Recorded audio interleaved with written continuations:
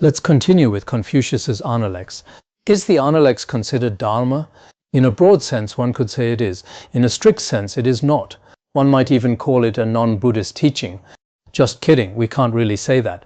The Analects does offer genuine guidance on how to conduct ourselves, how to relate to others, and how to live together. It is, in short, a coherent set of teachings. Although it was written over 2,000 years ago, when we work out the dates, Confucius passed away at the age of 73 in 479 BCE. So that means it has been more than 2,000 years since then, and yet his ideas have endured in this world. As we study further, I think everyone will come to feel this. It may not have much to do with the Buddhist path of liberation, or rebirth in the Pure Land, or renunciation and bodhicitta, not really. But at the very least, when it comes to how we live and how we act, it does offer some genuinely skillful guidance. And that guidance remains relevant today, something we can still learn from. Some people nowadays seem to think that living in the 21st century is something to be proud of.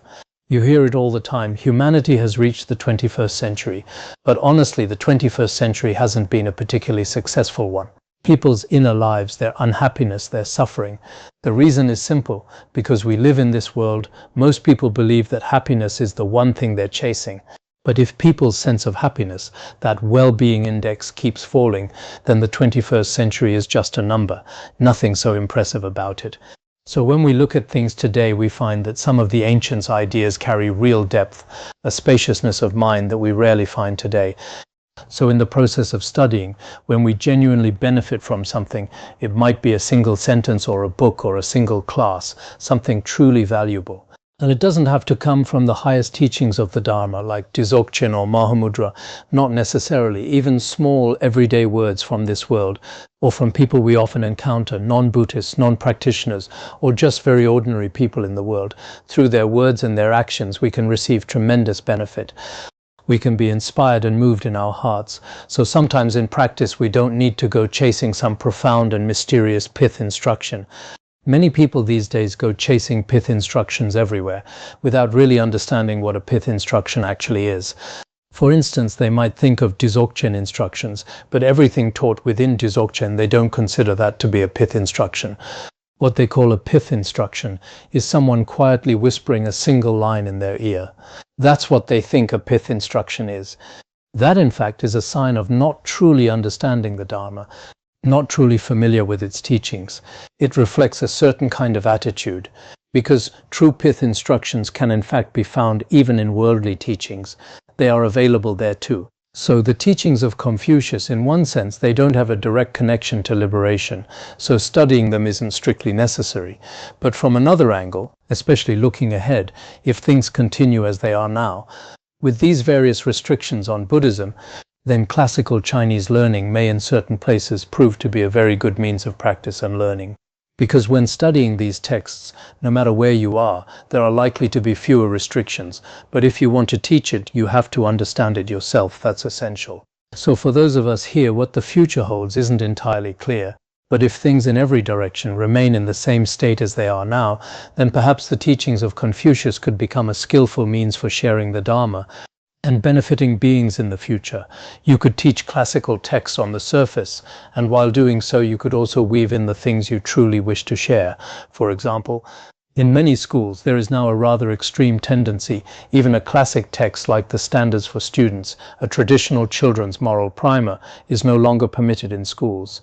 We find this quite baffling. How did it come to this? Standards for Students, many schools now won't allow it to be taught. But at least talking about Confucius is still acceptable. Standards for Students is off limits, but Confucius's words are allowed. Some schools are like that.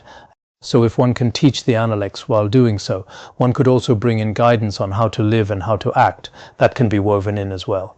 That said, we shouldn't go too far in the other direction either and think Confucian culture is simply wonderful. It isn't quite that either. Its scope is relatively limited. I recall that when we were teaching Standards for Students, there was a lay practitioner, a bearded man, who lived somewhere near Yinshan. He had started out with a lot of faith in the Dharma, but when we began teaching Standards for Students, he kept saying, "Wow, this is wonderful, just wonderful." And then came the part that really disappointed me. He said, from now on, I'll only study standards for students. I'm done with Buddhism. That old fellow left quite a poor impression on me. There really are people like this. He had started out studying the beacon of certainty, the root stanzas of the middle way, and so much more, and then suddenly it all changed. He started memorizing standards for students and dropped everything else. I'll only study standards for students. Confucian culture is just too good, too good. And he'd stroke his beard while singing the praises of Confucian culture. Who knows whose emanation he might have been. In any case, let's regard it as a worldly teaching. When it comes to conduct in the world, it does have a certain level of value. The Analects has 20 chapters in total. We've already covered the first 3. Today we're studying the 4th chapter, Li Ren. Li Ren is primarily about the character Ren, benevolence. Ren is at the very heart of Confucius's teaching. It is what he valued most, much like how Mahayana Buddhism places bodhicitta at the center, or compassion. He placed extraordinary importance on Ren, and the greatest concentration of the character Ren is found right here in this chapter. Scholars like Nanhujin and others have noted that Ren is discussed here more than anywhere else in the text. Now, this word Ren, there are those who translate it as loving kindness and compassion, but in any case it can be understood as a kind of loving kindness, benevolence or altruism, or equality among beings. It's a word with quite a broad scope. Throughout his life, Confucius held Rin as a central value. And here we come to the question, what exactly is Rin? The master said, to dwell in benevolence is beautiful. To choose a place to live without benevolence, how can that be called wisdom? What he means here is this. The character Li can mean to be fully endowed with. Some scholars translate Li Rin as an inner benevolence, a loving kindness that lives within. But generally to dwell in benevolence, a place that is richly endowed with benevolence, is wonderful. When we choose a place to live, it doesn't have to be scenic mountains and clear waters, nor does it need to have tall buildings and grand architecture. These days, when many people look for a place to live, they check whether there's a nearby subway station or how convenient the transportation is. But that's not what matters most. What matters is whether your neighbors, whether the whole area has an atmosphere of benevolence. If that spirit of benevolence is present, even if the environment is a bit rough, it's all right. That is what is truly beautiful. To choose without benevolence. If when you make your choice, the place you settle in lacks benevolence, lacks that loving quality, even if everything else seems perfect, well then, how can that be wise? Is that the choice of a wise person? Is that a truly rational and discerning approach? In other words, whenever we choose a place, we should first ask, does this place have an atmosphere that nurtures benevolence? Do the conditions, the resources, the causes all support it? That's the first question. Actually, this is a principle we come back to quite often. It's something we talk about regularly. From a Buddhist perspective, in our practice it is very good to find a place where great masters of the past have lived, a place full of blessings. When you arrive there, naturally, within your own mind stream, compassion and bodhicitta will grow, and many good qualities will arise naturally. This does happen, or we should rely on a spiritual friend of great virtue, one who embodies benevolence. Through that relationship, almost imperceptibly, we begin to be shaped by them. Over time, we ourselves become people of warmth and compassion. So this idea that Confucius held for us today as beginners, environment is crucial. If the environment is unwholesome, even if you are someone with a degree of wisdom and compassion, that environment will little by little begin to contaminate you. And in the end, your actions will start to fall away from the Dharma, a kind of decline. This does happen. So this principle applies whether we're talking about our own practice or the people we associate with, or choosing a place to be. It all matters deeply. The word Z in this phrase means to choose. And choosing well, Confucius is saying, is genuinely important.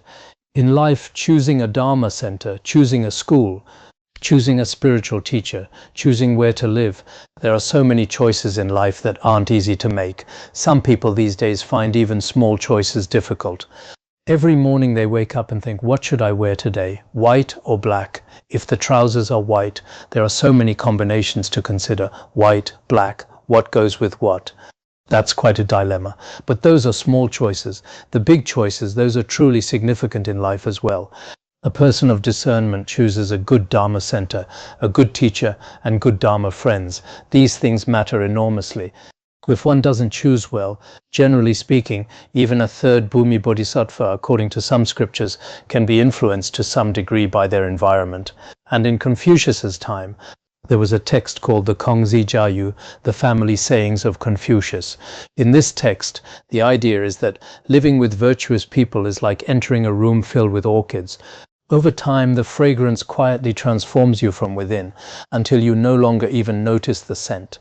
But if you live among unwholesome people, it's like entering a shop that sells salted fish, a stall reeking of raw and pungent fish.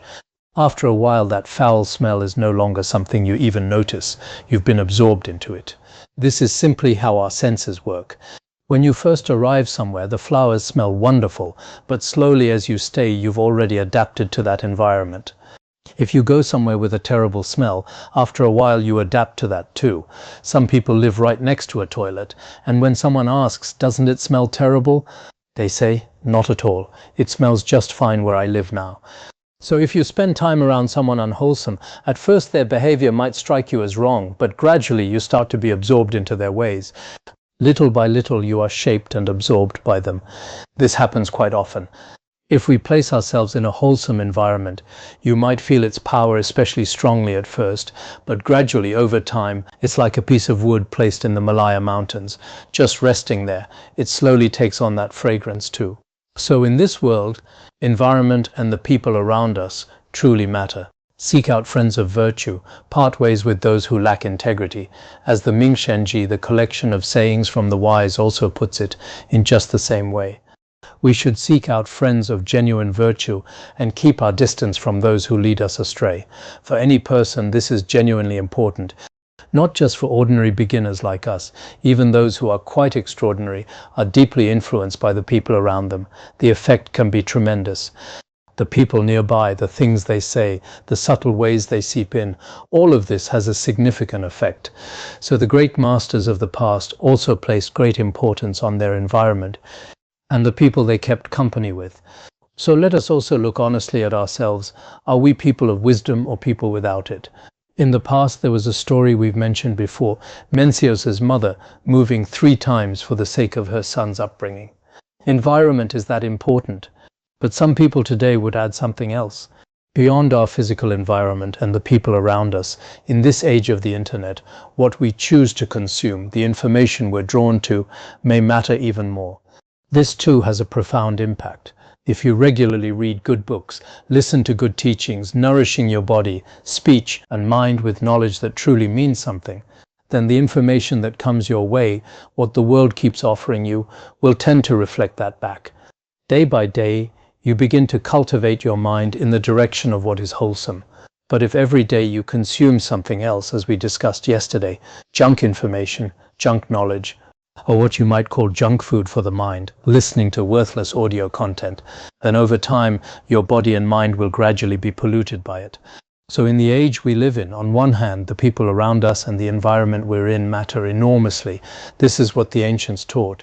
But even more important may be our own habitual interests, the kind of knowledge we seek out. These make an enormous difference. If you're someone with strong attachment, and you're constantly consuming content that feeds that craving, or if you have a lot of anger and you're always watching content about conflict and fighting, then gradually a flood of that kind of information pours into your mind. And in the end, without even realizing it, you're essentially living inside that information, and you may not even be aware of it. You start to think the world is just like that, when in reality you've already been shaped by a certain kind of content. For many practitioners today, this is genuinely important to reflect on. Without vigilance in this area, much of our practice simply won't be able to progress. Next, the text says, "The Master said, one without benevolence cannot long endure hardship, nor can they long remain in ease. The benevolent rest in benevolence, the wise make use of benevolence." In just this one passage, the word Ren appears several times. Confucius is telling us once again, one without benevolence, someone lacking compassion, morally fallen, this is not the same as a fool. A fool may simply have a difference in intelligence. The one without benevolence is someone without loving kindness, without any care for others. Such a person cannot long endure hardship. They can't stay poor for long. But neither can they long remain in ease or prosperity. They swing between the two, never settling. That is Confucius's point. What does he mean by this? In short, it means that someone whose conduct is not in keeping with virtue, who lacks merit and lacks compassion, will never have stability in their life. But they won't stay in poverty either. Why? Because when they are poor, they may steal, they may take by force, they'll do all manner of things. So today they have nothing, but tomorrow they might steal some money and have it again. So they won't stay poor forever. But once they have money, will they be able to enjoy it and live happily? No, they won't. They won't find lasting ease, because after committing these harmful acts, before long, their wealth and their happiness will all evaporate. So perhaps in the world there really are people like this. I myself can think of quite a few faces. Some people today, they're rolling in money, driving luxury cars, and then a while later they're locked up in prison. They do a long stretch and come back out. And when they come out, they don't have a cent to their name. Then after a while the cycle starts again. Throughout their life, they swing between poverty and wealth, back and forth, never settling. What Confucius is saying is that such a person, one without benevolence, can't stay poor for long, can't stay rich for long, can't stay happy for long, can't even stay in suffering for long. Their whole life is like this, always in flux, never settled. And in some cases, a person like this may eventually commit something truly serious and end up behind bars for good. That's possible too. And for someone like that, their future lives will be much the same. They might do a little good here, a little harm there. This is what it looks like to live without benevolence. That's how such a person conducts themselves. This includes some corrupt officials today. Perhaps it's like this for them too. They've done harmful things, and in the end they find themselves behind prison walls. There may be no way around it. That is simply the fate they've made for themselves. The benevolent rest in benevolence. A truly benevolent person carries within them, from birth, a kind of noble, deeply pure, loving heart. No one needs to tell them what to do. They naturally, spontaneously rest in benevolence, at home in their own compassion and their own moral character. They simply would never do harm. They are always steady, always grounded. We often speak of being utterly settled, like a ship out at sea with an anchor dropped on all four sides. The ship naturally holds still, undisturbed by the waves. Some people are like that. They have an inner core, unswayed by their environment or their companions. No one can pull them off course. They carry within them a kind of innate benevolence. And this benevolence isn't something a teacher instilled in them. It comes from within. Perhaps a teacher first pointed the way, but they have arrived at something very stable, a very solid state. And this is what Confucius especially praises here, the benevolent resting in benevolence. Among practitioners, there are those who don't need anyone to tell them. Wherever they are, they bring their own awareness. They know when to study, when to practice, when to serve others. How to go about it, all of this, they can navigate all of it entirely on their own. That is what the first kind of person looks like. Then there is the second kind. The wise make use of benevolence. Those with wisdom. This character Ji, it's the same Ji as in Jizo, the word for wise person. It means wisdom, discernment. That is what it refers to here. So the wise make use of benevolence. Those with wisdom haven't quite reached the level of the benevolent person just described. In the Analects of Confucius, and in various other teachings, between wisdom and benevolence, Confucius places greater weight on benevolence. In Buddhism, we speak of wisdom and compassion. Both are essential, both deeply important. But generally speaking, within Confucius's approach to education, he places tremendous emphasis on moral character, virtue and talent together, but virtue comes first, talent second. If a person has good character, wisdom and other qualities can be cultivated over time. That is entirely possible. The Kadampa masters of old also said something similar. If a person is fundamentally good, knowledge can be learned. But if a person's character is flawed, that's much harder to change. Practice won't lead to any real progress. This view is essentially consistent across cultures and traditions. The people of ancient times placed great importance on moral character. What about our educational values today? Moral character is barely considered at all. No matter how flawed a person may be, as long as they can speak well, perform well, and present themselves convincingly and honestly, this isn't unique to any one culture. When choosing a president, no one asks what kind of person they really are. There's never been a standard for that, none at all. Instead, across several debates, people watch to see how well they argue, whether they said something impressive, and then once someone is elected, everyone ends up deeply disappointed. The truth is, moral character and intelligence don't always come together.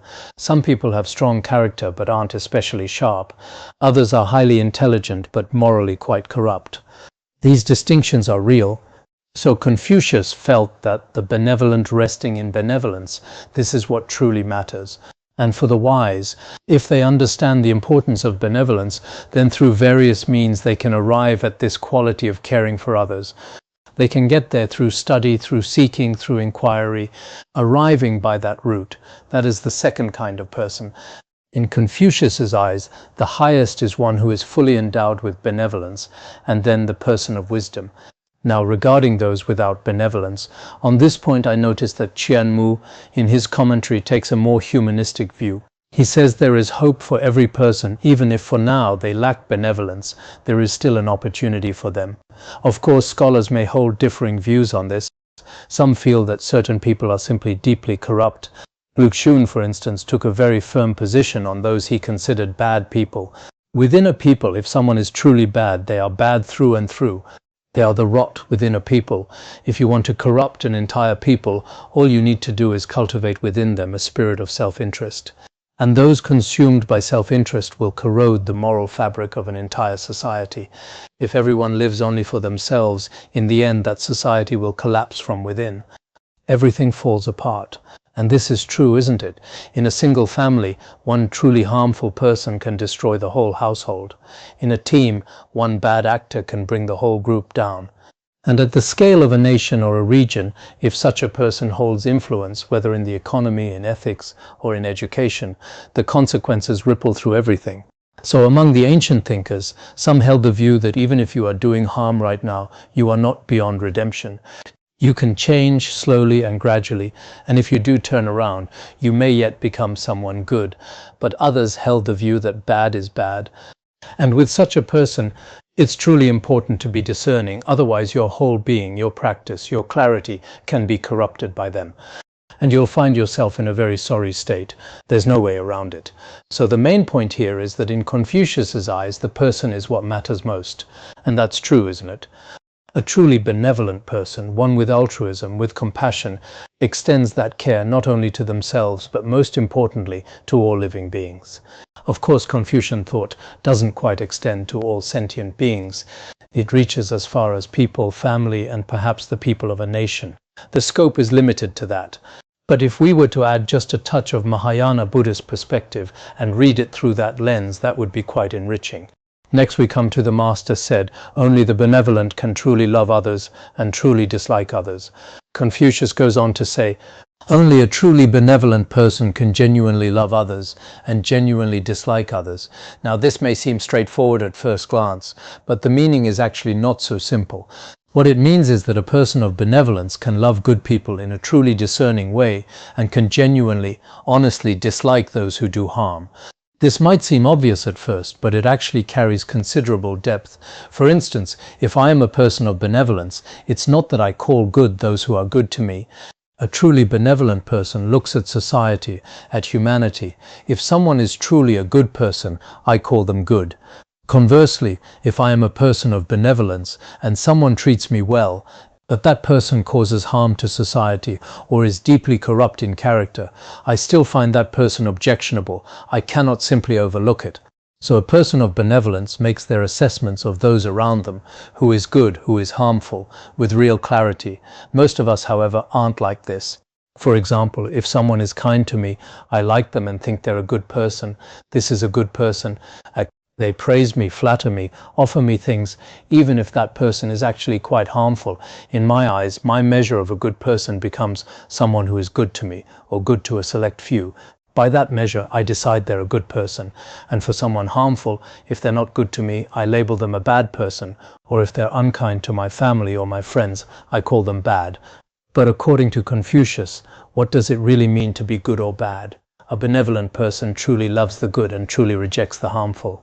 In their eyes, good and bad are held with clear principled discernment. It's not because someone is good to me that I consider them a good person.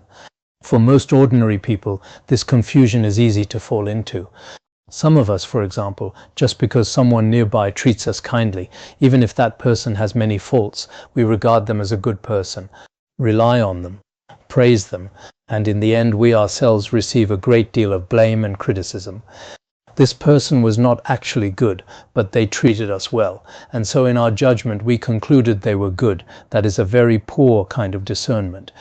So the clarity spoken of here, this clear love and aversion, is based on reality, on whether a person is truly good or not. That is what such a person sees with clarity. In the records of the Grand Historian, there was a man from the state of Lu who was a rather unpleasant sort. As a child, he had been disrespectful to his parents. As an adult, he had accomplished nothing of worth, yet he was arrogant. One day when Confucius came before him, the man seemed to show open contempt toward him. He sat with his legs sprawled apart, lounging there with no respect at all. Confucius rebuked him and struck his shins with his staff, telling him he should examine himself. So Confucius's character was quite direct and principled.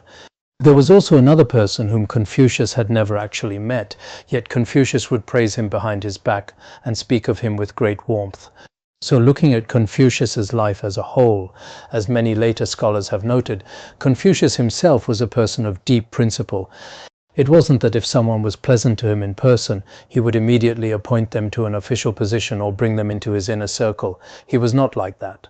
He was very clear about both kindness and grievance. As Mipam Rinpoche has said, someone who only thinks of themselves, who doesn't repay the kindness others have shown them, who doesn't hold accountable those who have caused them harm, and whose heart remains blank and unbothered. Such a person is called one without shame. Mipam Rinpoche, in his words of advice on the two standards, says, some people fail to repay those who deserve gratitude, fail to hold accountable those who have caused harm, and carry on with a vacant, indifferent heart, completely unbothered. Some people in cities today are truly like this, and we do see this quite a lot today. No matter how much kindness someone shows them, there's not even a trace of gratitude. However someone nurtured them in the past, whatever care was given, they meet it with a blank stone-like indifference. Nothing registers, and when someone wrongs them, even as a monastic who cannot seek revenge directly, one should at least be inwardly clear about how that person has treated you, how they've treated others, how they've treated the Dharma. To be indifferent to all of that is not really what we mean by principled discernment, nor the benevolent person spoken of here. A truly benevolent person sees everything with clarity. Even toward benefactors, even if you cannot repay their kindness, it's essential not to forget what they have done for you.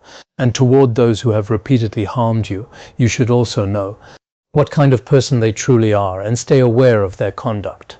Now some might wonder, isn't a Buddhist supposed to see everything as equal? But being a Buddhist doesn't mean everything blurs into one undifferentiated whole.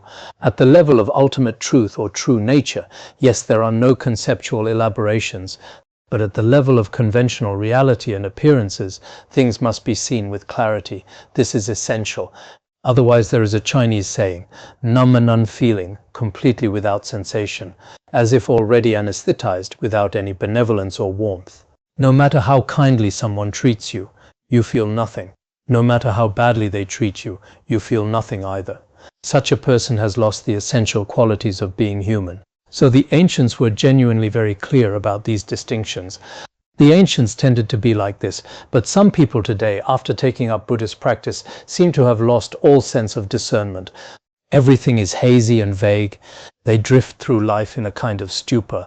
Whether someone treats them well or not doesn't matter. Whether someone treats them poorly or not doesn't matter. As long as they can eat and drink their way through the days, that's enough for them. And that, frankly, is a problem. And some people, it seems like they've lost what it means to be human. They constantly bring trouble to those around them, constantly consuming the time and energy of others. This is what we call inner drain. It's genuinely unreasonable. So whether a person has faith or not, whether they practice or not, we should each live up to what it means to be human, at the very least with clarity about good and bad. Jigme Phuntsok Rinpoche also placed tremendous emphasis on this, especially when teaching on worldly conduct. He often raised this point. Even when someone has shown you kindness, some people may think internally, yes, this person has been kind to me, but never express it outwardly. Actually, when the occasion calls for it, gratitude can and should be expressed openly. This is important. And when there is grievance, while taking direct revenge would be wrong, one should still be clear about what has happened. Otherwise, at a certain point, others will come to feel that this person has no real backbone and may deliberately take advantage of or trample over them. That's a real possibility. So a person needs to be clear about right and wrong and clear about kindness and grievance. Otherwise, you become a pushover, an endlessly accommodating people pleaser, always playing the agreeable one wherever you go. And that may not actually make you a truly good person. It's better to be a good person when it's right to be one, while still holding your own limits, maintaining your own set of principles. That matters greatly. Next we come to, the Master said, if one is truly set on benevolence, there will be no evil. What Confucius is saying here is, if someone is truly resolved and earnestly striving toward benevolence, then for such a person there will be no wrongdoing, no evil. They simply will not commit harmful acts. The meaning is this: if you are truly a benevolent person, genuinely diligent and wholehearted in your effort, striving to embody benevolence in your own being, then in your actions you will not deliberately harm others, you will not intentionally do wrong. These things essentially won't arise.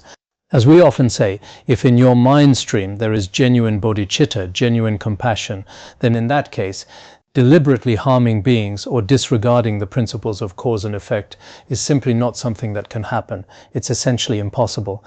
So what he is saying here is, if you are truly endowed with benevolence, then at any time, in any situation, you will never abandon your heart of benevolence. And if that heart is never abandoned, then in everything you do, there will be no harming of others, no wrongdoing. Such things simply won't appear. But if you don't understand the value and benefit of this, your conduct may wander in all directions. Now, on this point, it can sometimes be hard to tell who is truly a person of benevolence. Some who seem to be growing in benevolence may find that those around them aren't listening. All sorts of situations arise. On this point, the Chinese Buddhist master Yuan Yin once told a story about a certain monastery where there was a monastic who was particularly difficult. He had stolen from the community's shared property multiple times. The head administrator had simply run out of patience and was prepared to expel him. As the expulsion was about to happen, he kept pleading for one more chance, saying he would sincerely repent. But his offenses had been repeated again and again so many times, and so the head administrator, along with many others in the monastery, felt this person was simply too harmful and had to be expelled. But the abbot, the only one who disagreed, was simply unwilling to expel him. Between the head administrator and the abbot, there was some disagreement.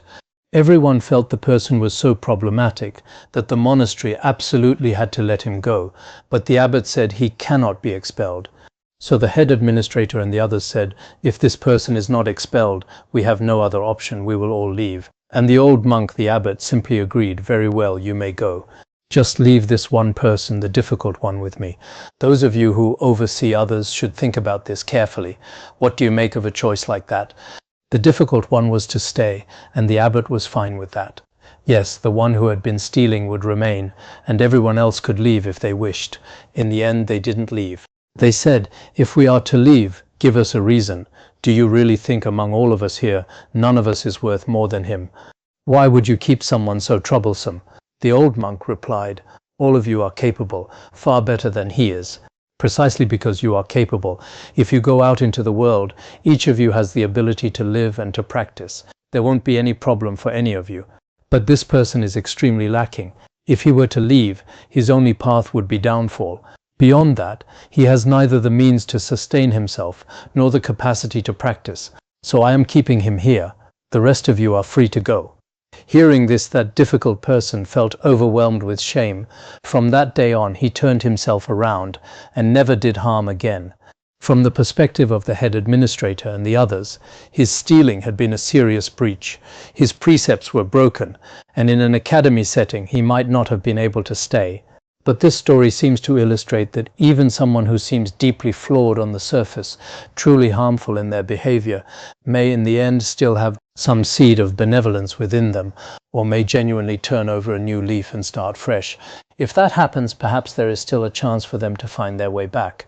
It does happen. This is more of an illustrative case. It doesn't mean everyone needs to approach things this way. But sometimes we can see that a person who seems bad is not entirely bad, and a person who seems good is not entirely good either. Someone we think is wonderful right now may one day disappoint us, and someone we think is really quite hopeless. Perhaps their seed of benevolence will slowly awaken. So in any case, according to the meaning of the Analects, the character Ren benevolence is truly central. Once benevolence is present, many other behaviors can be transformed. That is the meaning here, and we'll stop at this point.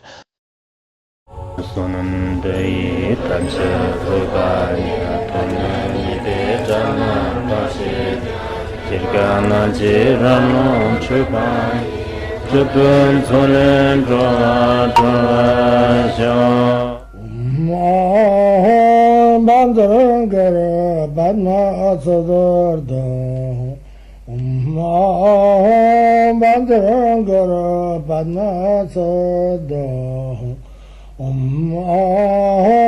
Bandara Padma Sada